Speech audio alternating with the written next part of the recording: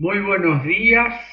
Ya estamos grabando la clase de hoy, 4 de septiembre, nuestra tercera clase de la democracia en el siglo XXI. Eh, Hola, doctor Molina, se ha sumado a nuestra clase. ¿Qué tal, doctor? ¿Cómo está? Muy Alumnas, bien, alumnos, ¿cómo les va? estamos esperándolo para comenzar. Ya con su arribo podemos dar por inaugurada la clase de hoy. Muchas Eh, gracias. Vamos a recordar, como siempre, que vayan realizando las tareas que se indican. Hoy teníamos previsto, hay un pequeño cambio de planes, un profesor invitado, que es el doctor Treño, Elian Treño, que va a dar la clase el día viernes. Y el tema que va a abordar, tema de nuestro programa, el populismo. Hemos diferido para el día viernes. El otro aviso es anticiparles que el día 20 de septiembre vamos a tener en el aula 31 la clase que va a ser presencial. Allí vamos a recibir la visita de gente de Buenos Aires que se va a referir a la democracia en Cuba. Una organización, ya le vamos a dar más detalles, que está trabajando sobre este tema y vamos a recibirlos de manera presencial y nuestra clase va a estar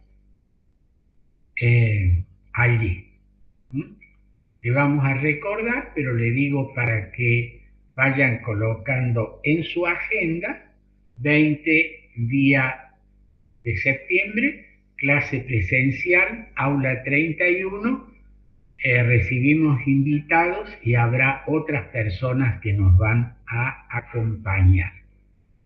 Porque ese día la clase será con el auspicio de la Cátedra Libre Jacques Maritain, de la que soy encargado.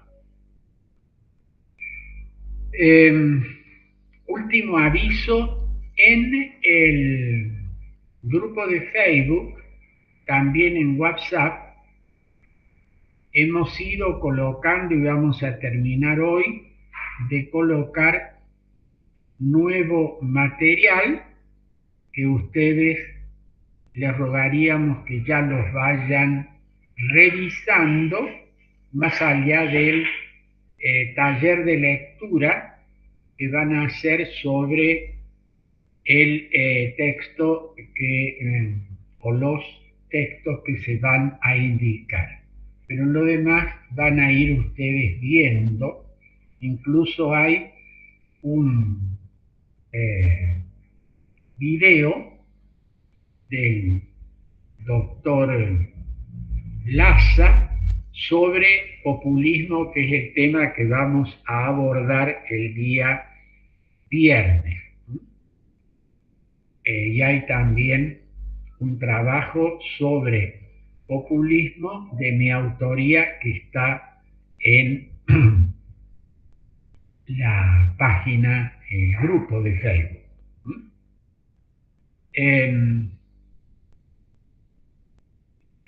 Hasta allí los avisos. No sé si hay alguna pregunta que ustedes deseen formular ahora. No. Bueno.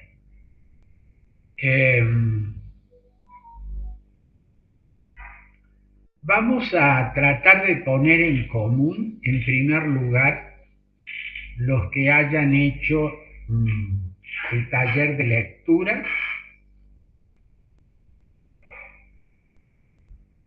¿Quién desea comenzar?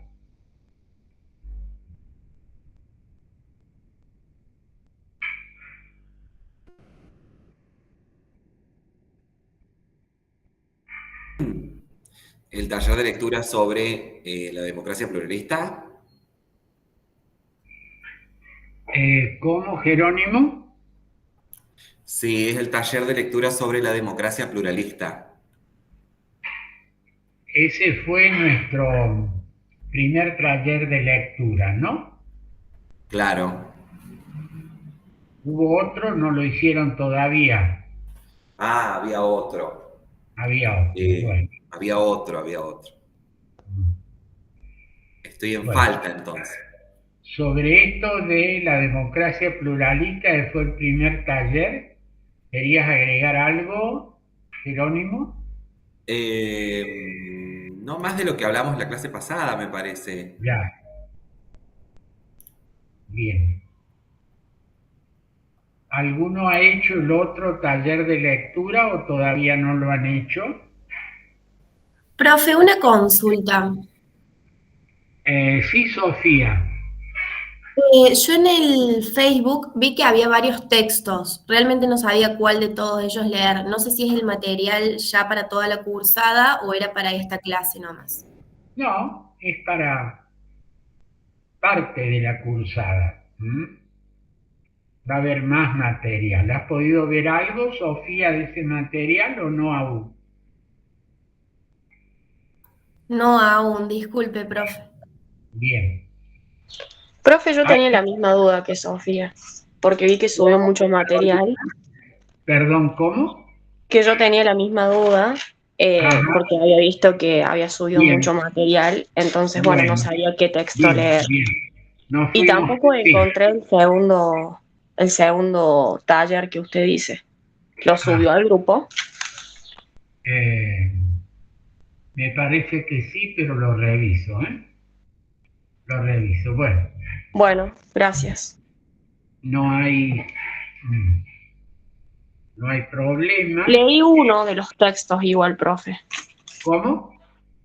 que alcancé a leer uno de los textos que usted subió, que en realidad es ¿Cómo un leíste, artículo. Carolina? ¿Cómo? ¿Qué texto leíste?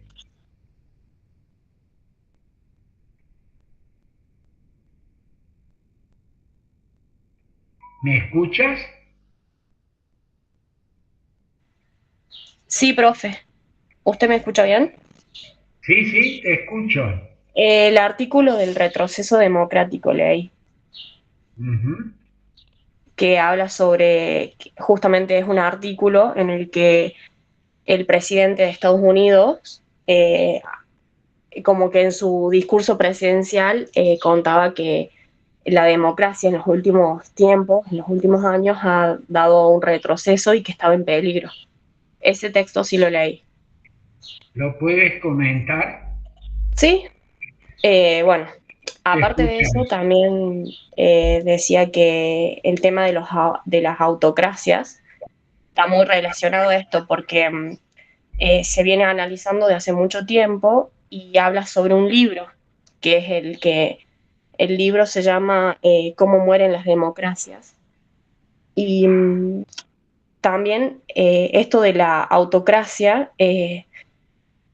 ya pasó en el mundo, digamos. Pasó cuando fue el periodo de entreguerras, eh, o sea, en las décadas pasadas, o también cuando hubo distintos tipos de golpes de Estado. Y bueno, esto del el tomar, digamos, el poder por la fuerza no tiene una buena, digamos, como prensa en el mundo, por lo que eso de tomar el poder por la fuerza se cambió por lo que sería el asalto de gobierno. Y bueno, este artículo también muestra ciertos datos en los que habla sobre tres fuentes distintas, y en las cuales las tres fuentes dicen que en el siglo XXI la democracia ha venido en retroceso. O sea, el mundo hoy tiene tiene más autocracias que las que había hace unas 5 décadas atrás. Y una de las teorías de que por qué pasa esto es por la ola de la autocracia, que va más rápida que la de la democracia. Y tiene que ver con lo de los regímenes enmascarados, que bueno, justamente es porque en el mundo en estos últimos años, en este último siglo, ha sufrido muchas crisis, como el tema del ataque de las Torres Gemelas en el 2001, o también la misma pandemia que empezó en el 2019. Y bueno, todo esto se va sumando a que también en los últimos años, por ejemplo, China acudió un gran poderío en lo que es en el mundo global, digamos, a nivel mundial, y también Rusia. Entonces todo esto fue impulsando lo que es el proceso de autocracia con como autocracias electorales disfrazadas de democracias, dice el artículo. Bueno, y es como un pequeño resumen de lo que dice, pero es importante porque es como que considera que en estos últimos años, sobre todo en este último siglo, ha ido decayendo la democracia y hay más países, o sea, no hay más países con autocracia, pero está a un nivel casi igual y cada vez está más avanzado la autocracia que la democracia. Eso decía el artículo. Bien. ¿Algún otro alumno quiere hacer algún aporte de lo que haya leído o lo que acaba de oír de Carolina? Yo, profe, también leí un artículo. Sí, Jeremías. Yo leí La democracia desafiada, que me pareció bastante. La democracia desafiada, leí yo. Y nada, el artículo, digamos, básicamente le hace honor al título y lo que plantea es cuáles son las posturas que hoy en día amenazan las democracias actuales, digamos, cuáles son las actitudes de la ciudadanía o cuáles son las distintas posturas que va tomando el mundo que de cierta forma amenazan las democracias que se están transformando, digamos, en este siglo XXI, digamos, básicamente.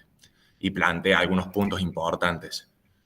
Lo primero que dice el artículo es que, digamos, lo que nosotros estamos entendiendo como una democracia en este momento, digamos, es algo anómalo con respecto a cómo se venía concibiendo el mundo a lo largo de la historia, digamos. O sea, siempre estuvo reinando el autoritarismo, siempre estuvo reinando modos de gobernación que no fueron democráticos, digamos. Entonces, hoy en día, en el siglo XXI, comparado con la historia, es un proceso es un tiempo muy pequeño en que estuvo la democracia, digamos, como subsistando dentro de la sociedad.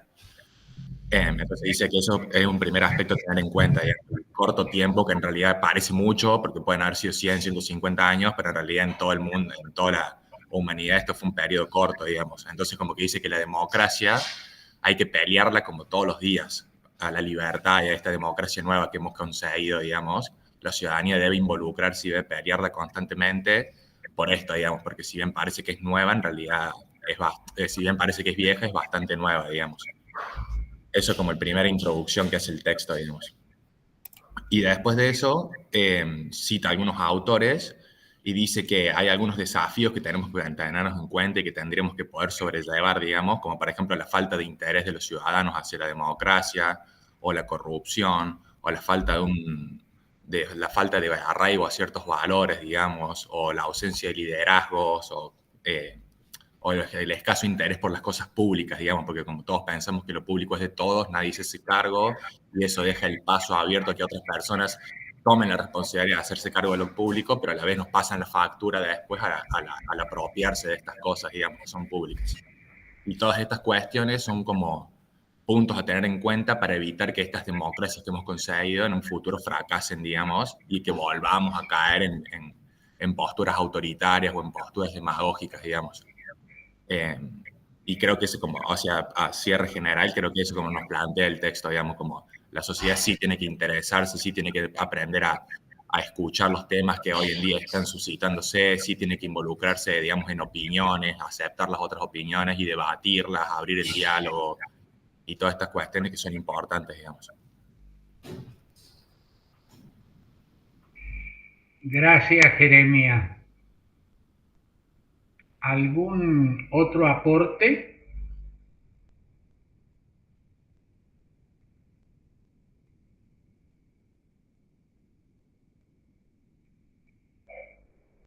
De estos dos comentarios que han oído, el de Carolina y el de Jeremías, ¿qué, qué consideraciones pueden hacer ustedes de lo que acaban de oír de estos dos compañeros?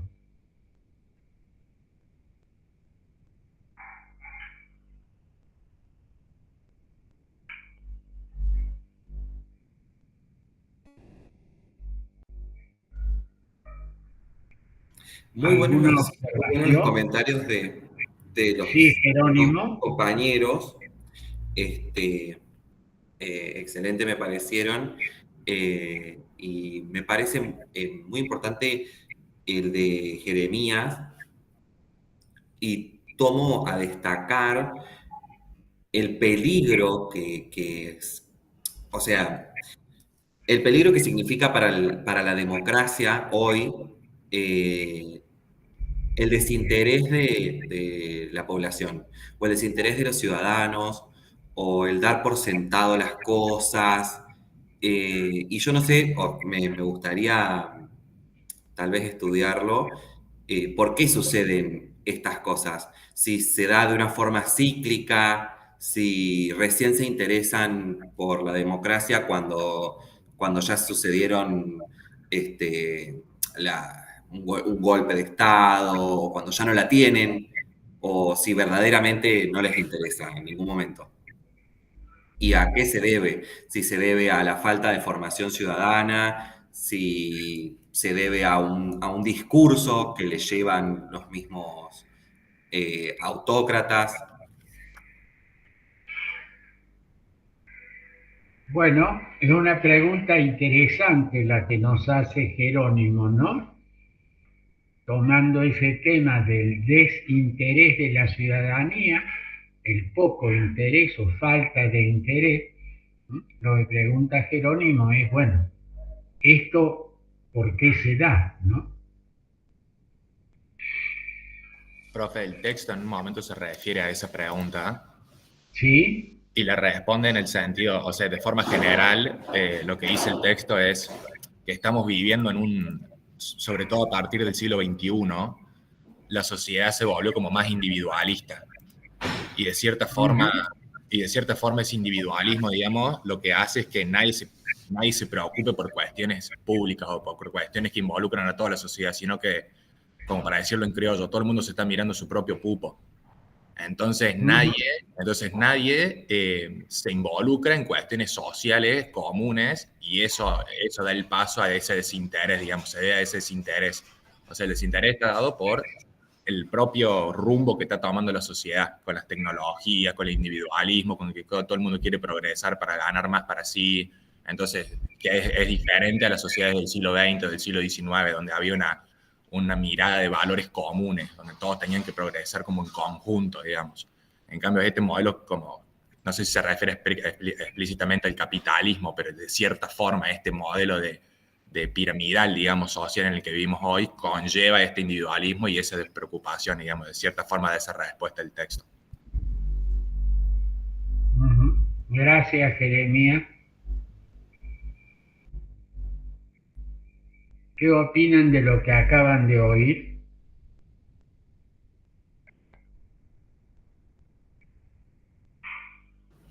Yo creo que esto puede servir también como una invitación a una mayor participación en las cuestiones públicas para un poco responsabilizarse uno como ciudadano también frente a esta indiferencia que históricamente hemos tenido y entender que una democracia sólida se construye solamente con ciudadanos dispuestos a esa participación. Gracias, Felipe. Claro, profe, yo iba a decir lo mismo que Felipe, que tiene que ver con este tema de la participación ciudadana y cómo el ciudadano interviene en la vida pública, así como también en este siglo está tan la gente metida en su vida privada y todo, también en cómo participa en la vida pública. Creo que es muy importante y justamente tiene correlación con todos estos temas. Gracias, Carolina.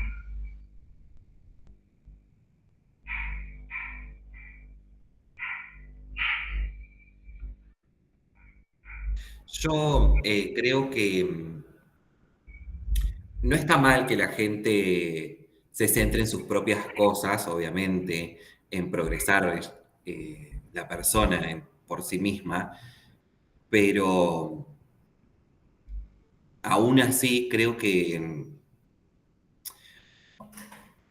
no sé si tal vez es de la sociedad capitalista o del neocapitalismo, estas cosas, que es el individualismo en sí. Tal vez hay otras causas que conllevan al descrédito en velar por la protección de los valores democráticos. Me parece que hay algo más, que la gente ha vivido otra cosa, que se ha interesado y que con el interés y el intentar no ha llegado a ningún lado, o tal vez creyó en cierto discurso y no le cumplieron lo prometido. Puede ser, no sé, me parece.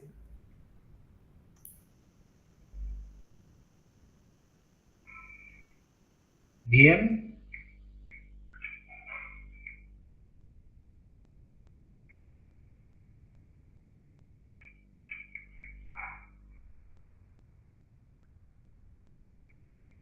¿Alguna otra observación?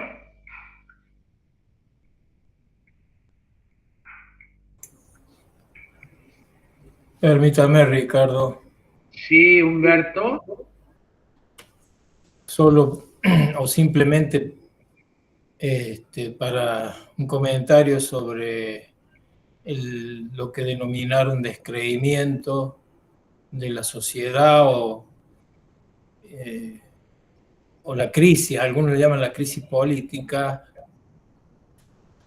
Entiendo que es una complejidad, ¿no? Entonces hay diversos factores que la pueden explicar.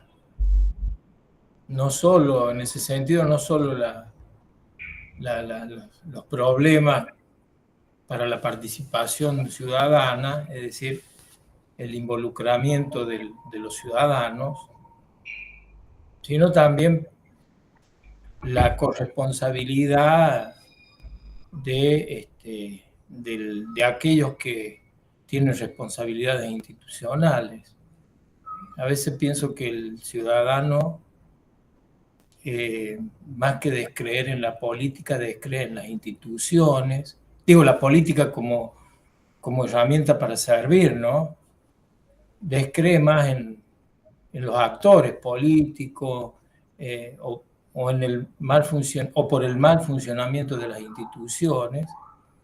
Y entonces, además no tiene, a veces esas mismas instituciones o la dinámica política no le otorga al ciudadano las herramientas para que pueda involucrarse de manera tal que pueda incidir de manera eficaz en aquello que pueda cambiar o que sea necesario cambiar, ¿no? Parece que es una complejidad que el descreimiento, la crisis no es solo atribuible a la ciudadanía, porque ciertamente hay indicadores hoy, por ejemplo, de que una buena parte de la ciudadanía, sobre todo nuevas generaciones, se involucra a través de espacios que no son los tradicionales y por lo tanto muestra de ello son la participación electoral, ¿no? Que en las dinámicas electorales hay un fuerte involucramiento a través de las redes sociales. Es decir, un tema bastante complejo que amerita, digamos, un estudio más, parece más integral, ¿eh? Algunas cuestiones estas las vamos a ver a lo largo del curso, por supuesto. Y en lo que me corresponda a mí, vamos a plantear también algunas discusiones en ese sentido. Ahora, fíjese que tal vez sigue siendo más de lo mismo, porque antes tal vez la gente estaba más involucrada y tenía una convicción cierta, sin importarle o poniéndole más garra y defendiéndola diciendo, bueno, yo soy esta persona y tengo estos ideales y yo los defiendo. Y en las redes sociales, en realidad, es más de tiro la piedra y escondo la mano o no doy la cara. Digo lo que pienso, o en realidad tal vez digo barbaridades para meter leña al fuego, pero no doy la cara. Porque las redes sociales me facilitan eso, me facilitan que no se sepa quién soy, que no importe tal vez quién soy.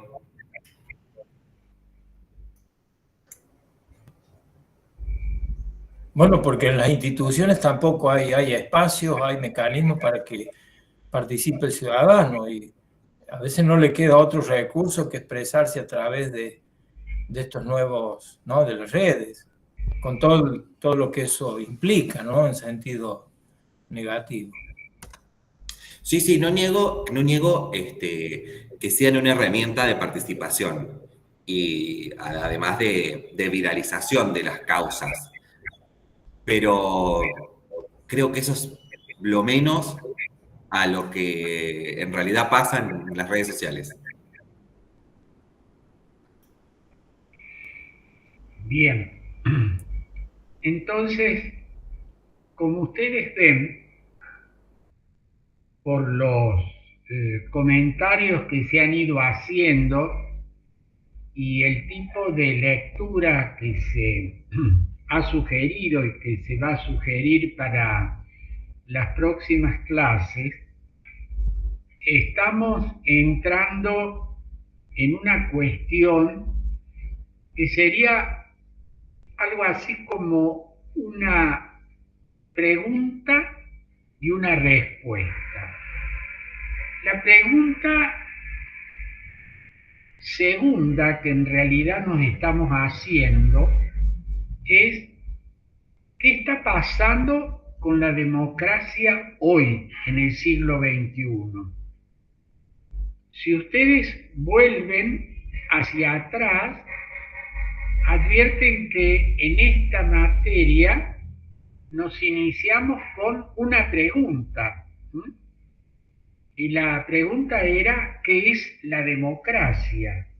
Y allí aparecieron una serie de características que nos ayudan a entender de una manera más completa y más compleja a qué nos estamos refiriendo cuando hablamos de democracia, a propósito de que la difusión del término, su uso cotidiano, a veces produce una suerte de desvalorización o confusión, y entonces queríamos iniciar con esa primera pregunta: ¿qué es la democracia? Incluso aparecía ahí un adjetivo que aparece como constitutivo del sustantivo democracia, democracia pluralista, la referencia al pluralismo. Al iniciar la clase de hoy, lo que en realidad nos planteábamos, hago referencia a esta segunda pregunta, es: ¿qué le está pasando a la democracia hoy? ¿O qué está pasando con la democracia? Fíjense que en el comentario de Carolina primero aparecía este otro término que vamos a oír y a analizar varias veces: autocracia. Autocracia. O esta otra expresión que se utilizó de enmascarado, o sea, un proceso de enmascaramiento, algo que aparece cubierto por una máscara. ¿A qué estamos haciendo referencia con esto? A una serie de procesos y regímenes en los que a primera vista parece que es tal cosa. ¿Qué cosa? Parece que hay una democracia. ¿Y por qué parece que hay una democracia? Fíjense que cuando alguno de ustedes hizo un comentario y está en alguno de los artículos, aparece este adjetivo unido a autocracia, electiva, autocracias electivas. ¿Y qué tiene que ver esto con lo primero a lo que hacíamos referencia desde nuestra primera clase? Vuelvo atrás. Habíamos dicho y volvemos a decir que la elección aparece como un requisito indispensable para la democracia, pero al mismo tiempo dijimos que solo con elección no hay democracia. Entonces, vuelvo al tema de la autocracia electiva. Hay un proceso, hay un régimen en el cual no hay una genuina participación democrática, o dicho mejor, no hay una genuina democracia, pero hay elecciones. Por eso de autocracia electiva. La elección se realiza. Para hablar de cosas muy concretas, en nuestro continente, hace muy pocos días, se acaba de celebrar una elección. Me refiero a Venezuela. ¿Ha habido elecciones? Sí, ha habido elecciones. Bien. Esa elección hace que se pueda decir que hay democracia, hubo elección. Y acá aparece esta suerte de disociación. No hay democracia, hubo elección. ¿Por qué? Y acá vuelvo a una o a dos de las características fundamentales que una elección debe reunir en una democracia. Dije dos características fundamentales. La primera es que esa elección sea limpia, exprese la voluntad del demos. ¿Y qué es lo que hace que esa voluntad del demos se vea torcida o se vea ocultada? El fraude. Fraude es, en definitiva, transformar la voluntad expresada en las urnas en otra voluntad, a través de una serie de mecanismos, ¿no? No importa ahora cuáles son esos mecanismos, pero lo real es que a través de uno o varios mecanismos, lo que se ha producido es que el demos se expresa en tal sentido y el resultado es tergiversado. Fraude.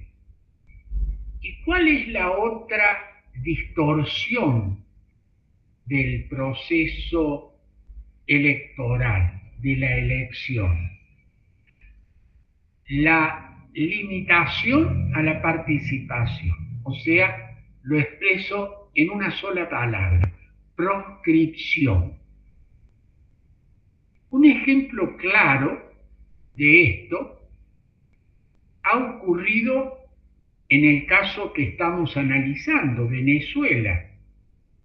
además del tema fraude, el tema proscripción, cuando desde el poder estatal, el gobierno de turno limita, evita que uno o varios participantes, personas o partidos, sean parte de ese proceso electoral. Ustedes saben que una dirigente opositora, en el caso de Venezuela, Corina Machado, fue proscripta, es decir, no podía ser candidata.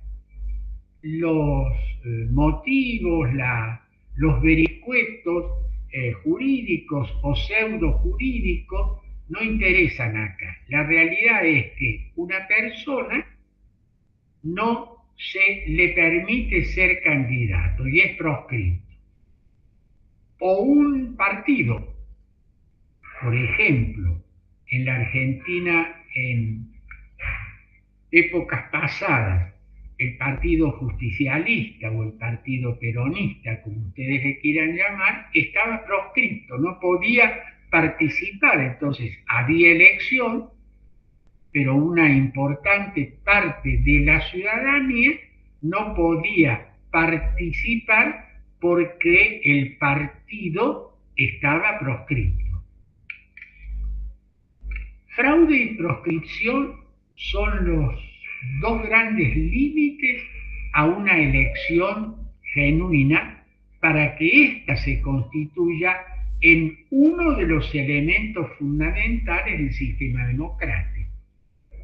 Entonces, fíjense ustedes que en esta expresión que abunda mucho en el mundo de hoy, autocracia electiva, hace referencia a un proceso en el cual parece que, pero en realidad no es. Parece que hay una democracia porque hay elecciones, pero esta elección no es genuina. ¿Por qué no es genuina? Porque ocurre uno o los dos motivos a los que hemos hecho referencia: fraude y proscripción. Muchos países en los que este proceso se está viviendo, donde parece que, pero en realidad no. Cito dos grandes ejemplos, y ya me voy del continente americano: Rusia y Turquía. En el primer caso, ¿hay elecciones? Sí, hay elecciones. Formalmente el sistema es democrático. El presidente surge de una elección popular. En este tema, en este país, puede que la elección no sea fraudulenta, pero no es necesariamente competitiva, porque hay una serie de límites que impiden que los opositores tengan chance. Aparece también, vinculado a este tema, algo que mencionamos en la primera clase como un tema muy vinculado al sistema democrático: la duración de los mandatos y la posibilidad de que ese mandato sea reestablecido a través de una reelección. Y una tendencia que aparece en estas llamadas autocracias electivas es el tema de la reelección permanente. Es decir, quien gobierna puede volverse a presentar una, dos o más veces, o indefinidamente.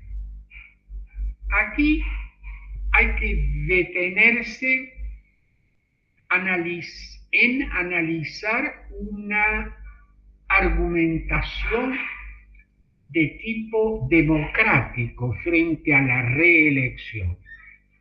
Los partidarios de la reelección indefinida, es decir, sin límite, es el caso de la Rusia actual, es el caso de la Turquía actual, es el caso de la Venezuela actual, es el caso de la Nicaragua actual, es el caso de algunas provincias argentinas, en nuestro caso, donde los gobernantes pueden ser reelegidos indefinidamente y han pasado más de 2 o 3 periodos en el cargo y se siguen presentando. Yo decía que hay un argumento que hay que analizar. Los partidarios de esa reelección permanente dicen el fundamento es un fundamento democrático, porque en democracia el demos decide, y si el demos decide seguir con, volver a elegir a, esa decisión debe ser respetada. Y por tanto se oponen a una limitación temporal de un mandato, un intermedio, 2 mandatos, un intermedio, nunca más de un mandato, etc.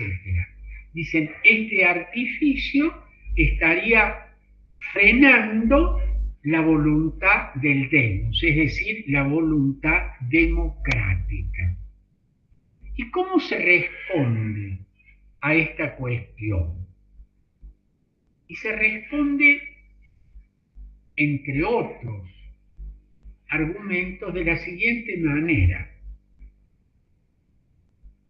El poder ejercido durante un largo tiempo tiende a esa eternización, tiende a ampliar el poder, tiende a generar más poder, tiende a realizar una suerte de apropiación. Ustedes recuerdan la primera expresión que yo utilicé desde la primera clase, el gobernante como propietario del poder, no el gobernante como vicario, representante, servidor de la multitud que lo ha elegido. Y este sentido de apropiación se agudiza con el transcurso del tiempo. Dicho lo mismo de otra manera, un poder sin un límite temporal tiende a esa eternización en el poder, convirtiendo al Supremo, utilizo el texto, el título del texto de un autor latinoamericano, el paraguayo Roa Bastos, yo el Supremo. Este gobernante que está de manera permanente, este patriarca que llega al otoño y sigue como patriarca, el otoño del patriarca de García Márquez.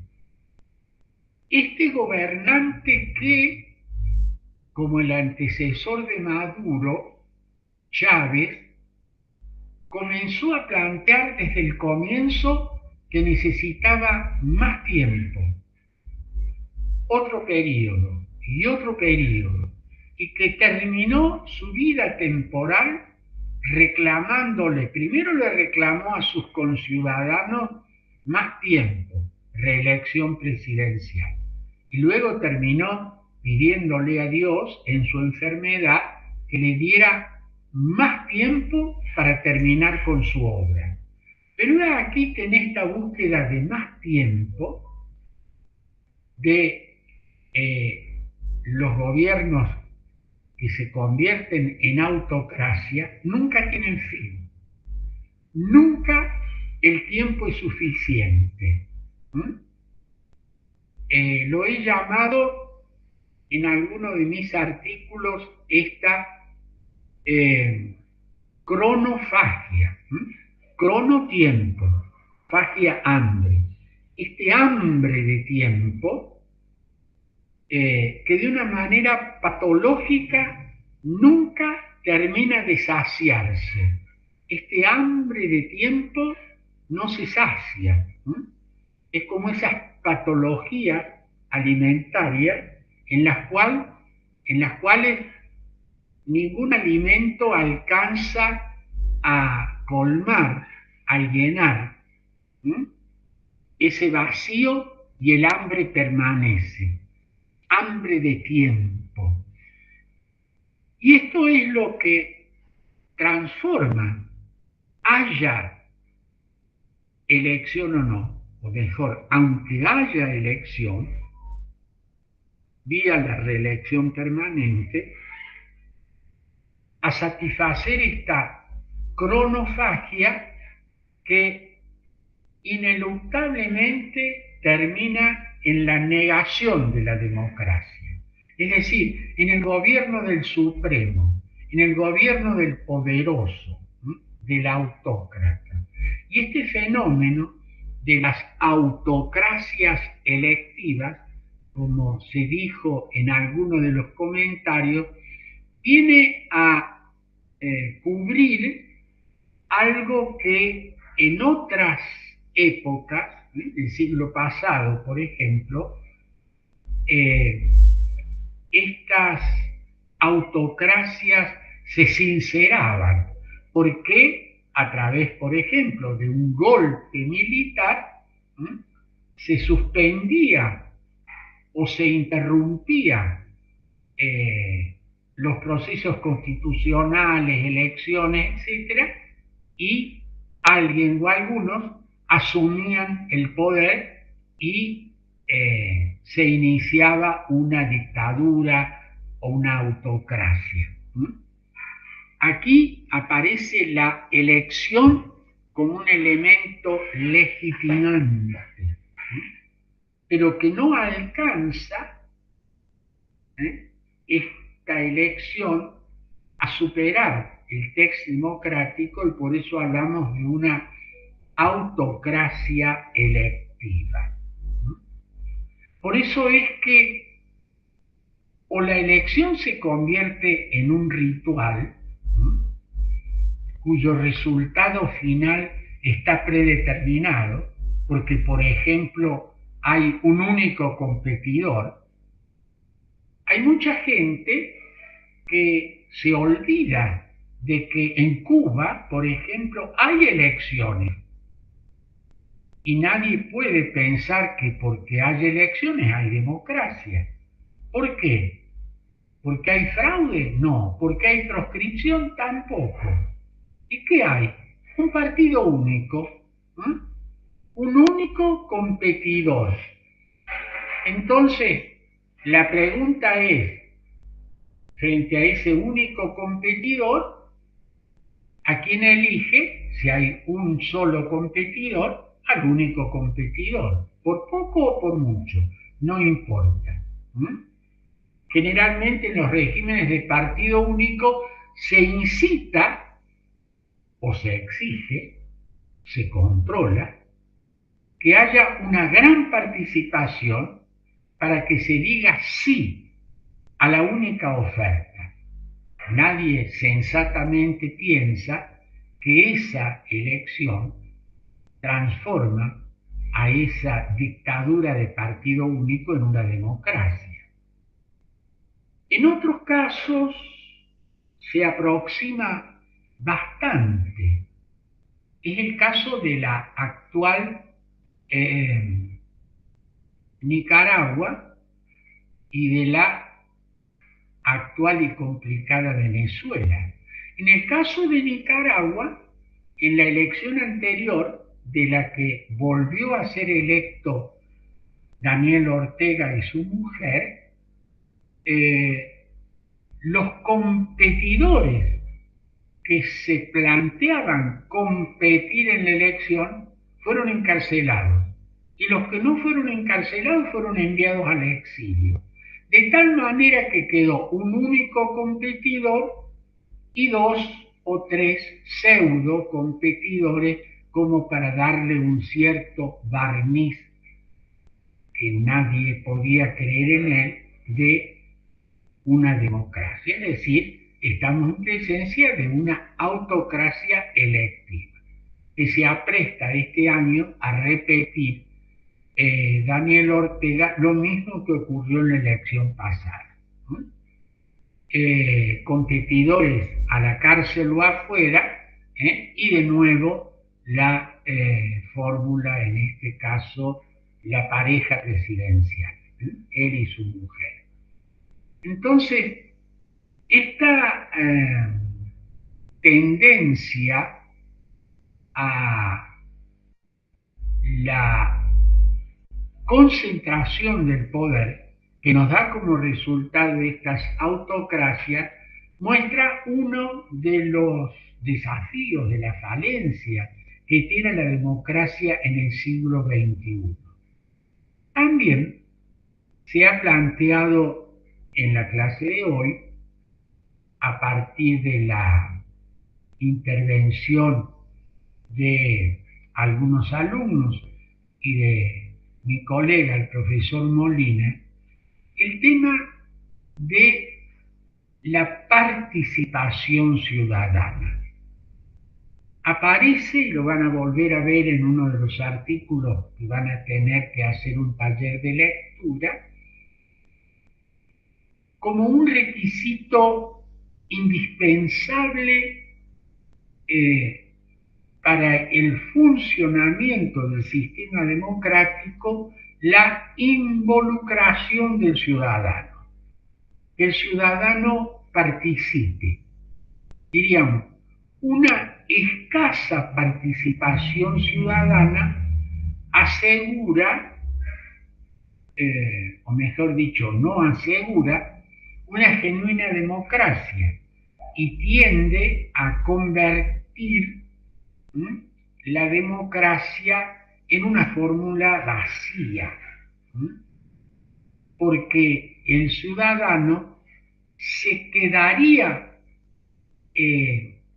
pensando solamente en lo suyo propio, individualista, y quedándose en las cuestiones que hacen a su vida privada, según el lenguaje de los griegos, este hombre que se preocupa solo del oikos, de la casa, y que se desvincula de las cuestiones de todos, de la polis.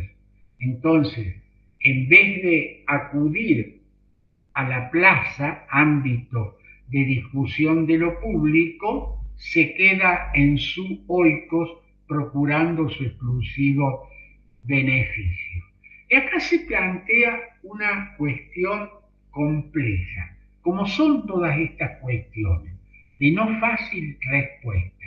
Alguno de ustedes planteó, creo que Jerónimo, no me recuerdo, bueno, la pregunta es, si hay poca participación como dato, la pregunta es ¿por qué se participa poco? ¿Cuál es la causa de ese déficit de participación? Y acá hay una serie de respuestas a un problema que es complejo. porque puede estar la causa o una de las causas en, el profesor Molina lo mencionó, en que las instituciones diseñadas para ser canal de esa participación ciudadana o están bloqueadas o no están suficientemente desarrolladas o son insuficientes para canalizar esa participación, o son muchas veces un obstáculo más que un canal de participación. También se dijo que ese espíritu individualista, me preocupo de lo mío, me despreocupo de lo ajeno, sería una de las causas producida por la difusión de ciertos planteos ideológicos, de ciertas actitudes propias de un espíritu de época. Me despreocupo de lo de todos, me preocupo solo de lo mío, u otras causas más que habría que explorar y analizar. La respuesta no es sencilla. La pregunta, aunque aparentemente sencilla, ¿por qué no se participa?, nos coloca frente a una serie de hipótesis, a una serie de signos de pregunta que no hay que tomar ni a la ligera ni tampoco simplificar la cuestión. La necesidad de rediseñar las instituciones es un desafío importante para que éstas sean canales y no obstáculos de la participación. Aquí hay un actor no nombrado hasta ahora que pareciera ser el gran ausente. ¿Quién es ese actor ausente? El partido político, los partidos políticos.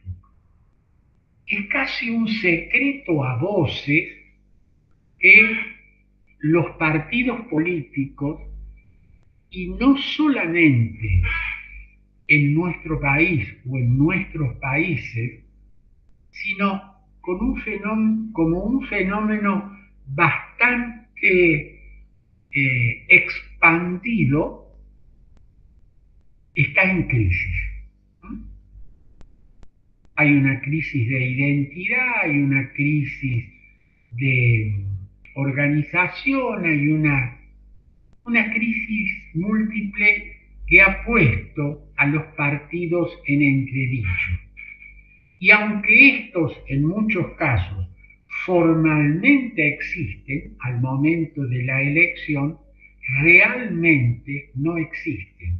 No existen como canales que motiven la participación ciudadana, que generen ámbitos de discusión, de proyectos, de control, de propuestas, etc. Esta crisis de los partidos es constatable. De nuevo, la pregunta, ¿por qué la crisis? Las respuestas son múltiples y a veces contradictorias. Pero lo real es que sin este instrumento, la democracia corre riesgos, está en peligro. Si hay una relación estrecha entre crisis de los partidos y crisis de la democracia. Es cierto que aparece en nuestro contexto, pero no solamente en nuestro contexto nacional, regional, sino prácticamente a nivel mundial, que aparecen formas de participación no convencional. En esto que de alguna manera lo mencionó Jerónimo, creo, ¿no? Las llamadas redes sociales. Un ámbito que a través de las nuevas tecnologías ha, como se gusta decir ahora, empoderado, le ha dado poder a los sujetos individuales para que sin intermediación sean parte, digan, hablan, propongan, critiquen, alaban, aplaudan, insulten, ¿sí?, a través de las redes. Bueno, este es un dato de la realidad que no puede ser ignorado. Más allá de que hay una franja generacional muy clara que dice a menor edad mayor protagonismo en las redes, a mayor edad mayor distancia de las redes, con lo cual no quiere decir que las redes sean solamente un ámbito de los jóvenes, pero están muy presentes en estas redes que, y acá aparece de nuevo una paradoja, son un instrumento de participación, sí. Esta participación es responsable. Fue Jerónimo el que habló, me parece, de una característica fundamental, el anonimato. Yo les voy a confesar que no tengo una respuesta, pero pienso que esta muy intensa, es real, muy intensa participación que no sabemos quién es, más allá de lo que diga, que puede decir que es hombre, mujer, que puede decir que es Juan Pérez y no es ni Juan ni Pérez, esta voz que se suma a la red es anónima. Y el anonimato generalmente está unido a la irresponsabilidad. Yo puedo decir, por ejemplo, que Jerónimo, que es intendente de vamos a poner como a Sancho Panza, de una intendencia virtual, una ínsula, es un corrupto. Y digo que es un verdadero delincuente. Y digo que tal y cual. ¿Quién lo dice? A4, Juan Pueblo, indignado, o como quiera llamarme en la red. Ahora, yo, nombre propio, documento que me identifica, no estoy diciendo eso. ¿Quién lo está diciendo? Un anónimo. ¿Puede Jerónimo, de nuestro ejemplo, defenderse frente a esta denuncia de corrupción? No sabe de dónde viene. Estas voces pueden, tecnologías mediante, multiplicarse. O sea, puede haber realmente muchos anónimos, son realmente muchos, o puedo fabricar que aparezcan que muchos dicen lo que en realidad unos pocos han inventado qué. Esto es un fenómeno, se lo llama de distintas maneras, mecanismos que pueden permitir crear, destruir, mostrar realidades que no son tales. Este es un riesgo de las redes. ¿Las redes son un instrumento de participación? Sí.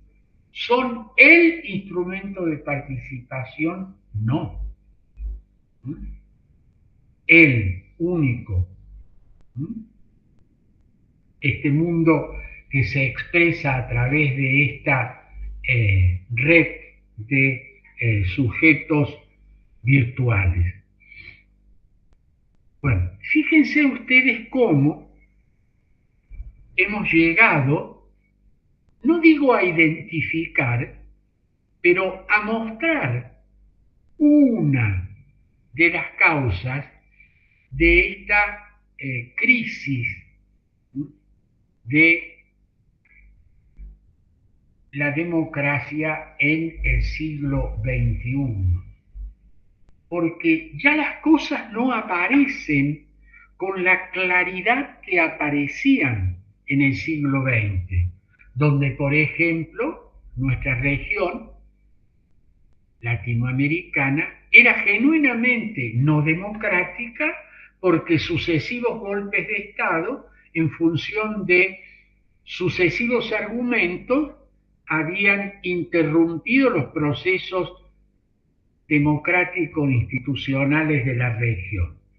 Y nadie sensatamente podía decir que esos gobiernos eran democráticos o que esos países estaban viviendo una democracia.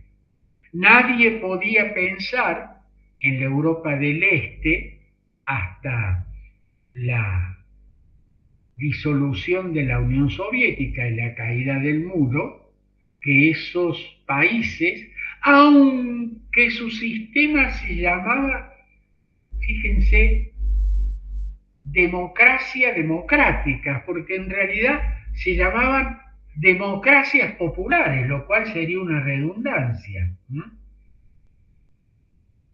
Demo, pueblo, kratos, gobierno, el pueblo que gobierna en un sistema popular. De nuevo, estas democracias doblemente llamadas democracias no eran en realidad tales, eran los sistemas de partido único. Eso claramente, diríamos, se podría distinguir lo que es de lo que no es.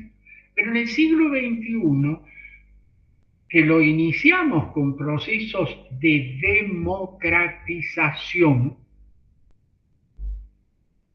las antiguas dictaduras militares cayeron como por un efecto dominó en la década de los 80 y los 90 en América Latina, en la década del 90, final del siglo XX, los procesos que ocurrieron en el este europeo, hicieron que la democracia se estableciera, según la expresión de Huntington, tras esta tercera ola democratizadora, como los protagonistas de un nuevo escenario. Es decir, una suerte de primavera democrática. Pero al mismo tiempo se dieron enmascaradamente, acá de nuevo la palabra enmascarada, procesos no democráticos que mantuvieron formas y perdieron sustancia. Este es un poco el planteo que nosotros afrontamos o tratamos de afrontar y enfrentar en la clase de hoy. Tema que se va a replantear en la clase del viernes cuando aparezca este tema que nos enfrenta a otro concepto, que es pariente de la democracia, pero que no es democracia, que es el tema del populismo. Es decir, aparece el pueblo invocado, pero no hay democracia. Ustedes pueden anticipadamente ver el video del profesor Laza, que plantea en un interesante esquema este tema del populismo, una de las amenazas de la democracia actual, como va a aparecer en el libro que ya está puesto, La revancha de los poderosos, donde aparecen las 3 amenazas a la democracia en el mundo de hoy. 3 P. Una de esas P es populismo. Otra P es polarización, otra P es posverdad. Vamos a volver sobre esto. Es interesante en este esquema que plantea la revancha de los poderosos, porque de una manera sintética nos enfrenta a la cuestión. La primera P es populismo, vamos a analizarla en detalle en la próxima clase con la presencia del doctor Elian Premio, profesor de la Universidad de Buenos Aires. Bien, ¿ha quedado más o menos claro esto? Sí, profe. Sí, profe, muy claro. Como decía uno, ha quedado sumamente claro como una taza de café oscuro.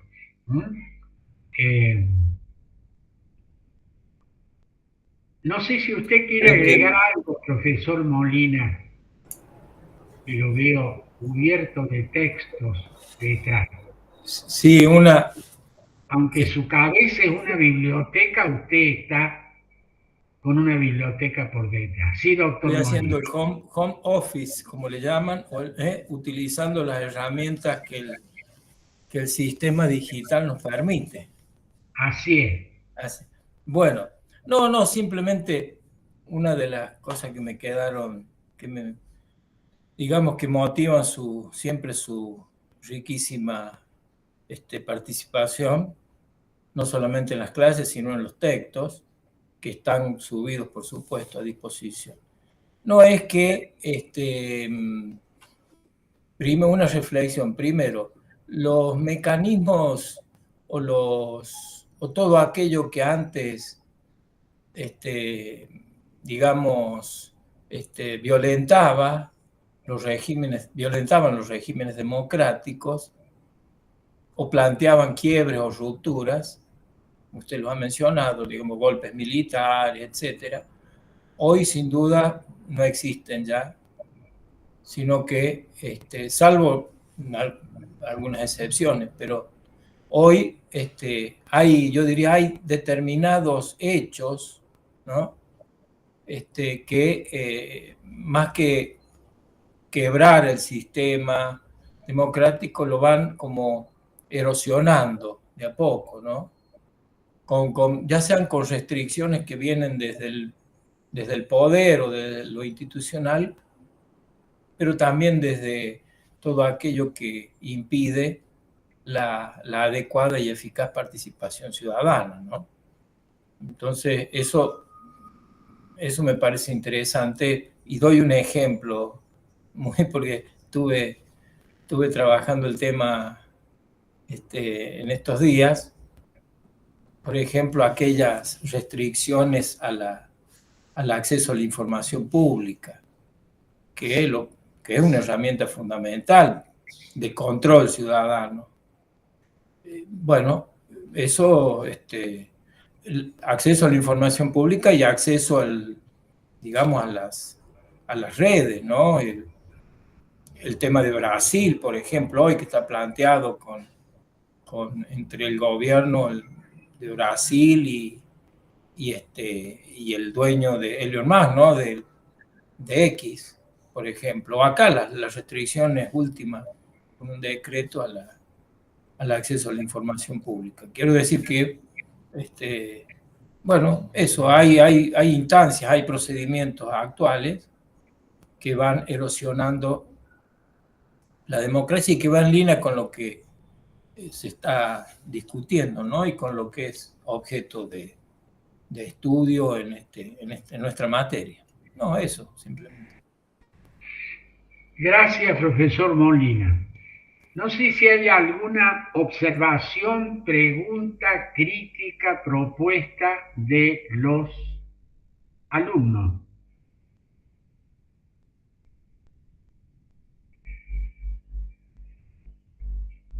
Creo que el libro de Moisés Naim, La revancha de los poderosos, plantea muy buenas cosas que vamos a ver en las próximas clases, y los mecanismos, tal vez el reciclaje de los mecanismos o los nuevos mecanismos que corrompen a la democracia.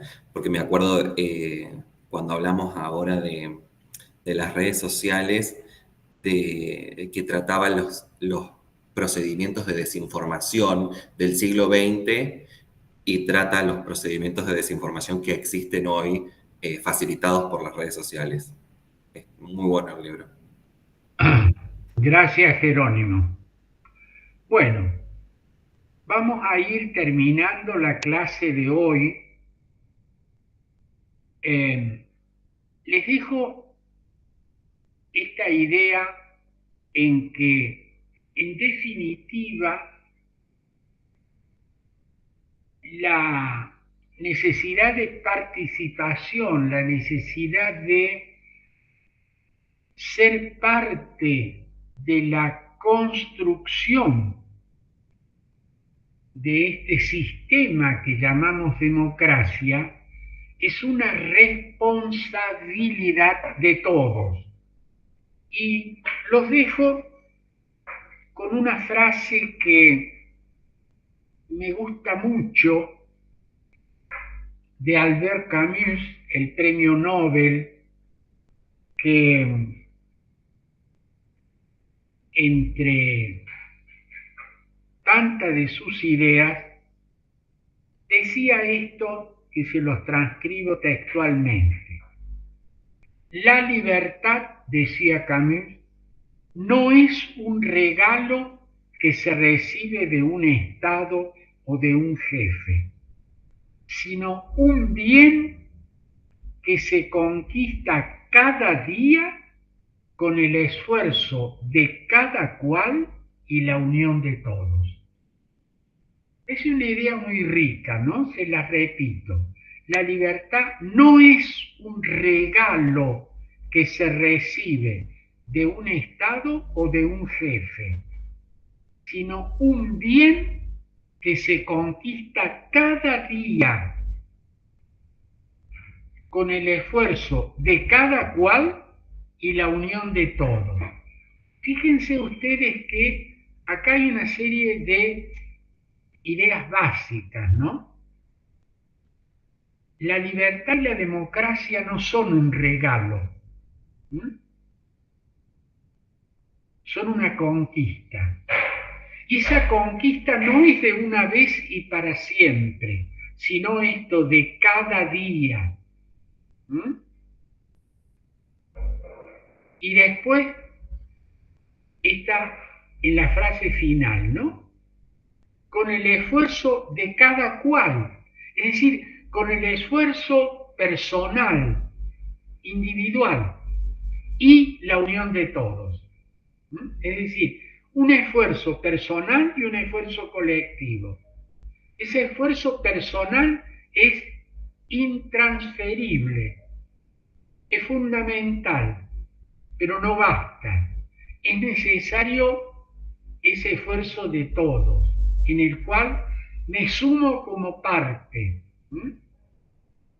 siendo que yo, en lenguaje mariteniano, no soy solamente parte, soy la parte de un todo que es la sociedad, pero soy yo un todo, una unidad que no es reducible solamente a parte.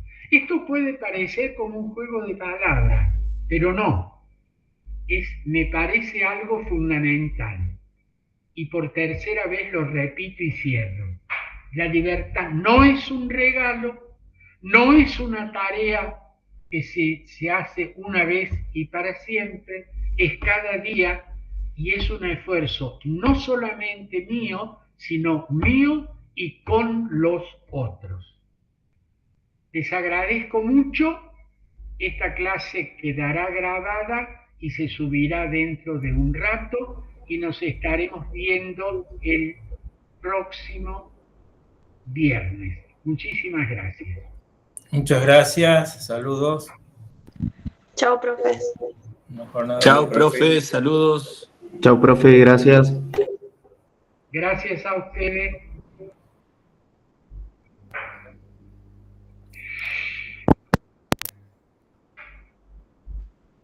¿Me escuchan? Ya puede cortar la grabación, Ricardo. Así es, estoy cortando. Profe. Hay un alumno, Jeremías, que está conectado todavía. Bien. No, yo tenía una pregunta para hacerle. De los textos que yo estuve viendo recién, de por ejemplo la revancha de los poderosos, o la democracia, o lo que nos está pasando del autor de Moisés,